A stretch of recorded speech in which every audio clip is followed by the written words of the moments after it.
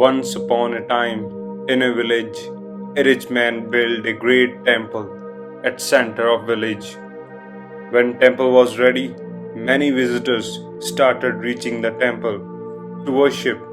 Seeing the grandeur of temple, people would praise it for beauty. With time, temple became popular. People from far and wide started reaching temple to worship and would admire its beauty. Seeing increasing number of devotees, rich man made arrangements for food and lodging for the devotees in temple itself. Now rich man needed a person who would look after all the arrangements in temple. So he put up a notice outside temple need administrator. Seeing notice, many people started coming to that rich man. People knew that if they get job as admin of this temple, then the salary will also be good.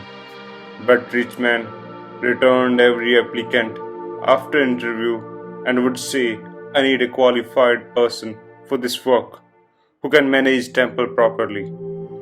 Many people would call him fool or mad, but he did not pay any heed to anyone's comment and kept on looking for men to manage temple. Rich man would sit on roof of his house every morning watching visitors coming to temple. One day he saw that a very poor man came to temple. That man was wearing torn and dirty clothes.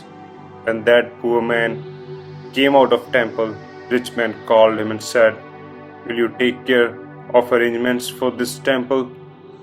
Poor man was very surprised to hear rich man, and with folded hands he replied, I am very poor man and I am not even educated. How can I manage such big temple? Rich man smiled and said, I don't want any learned man to manage this temple. I want to entrust the management of this temple to be qualified person. Poor man was confused at rich man's words and asked, but why do you consider me worthy person among all devotees? Rich man said, I know you are a worthy person.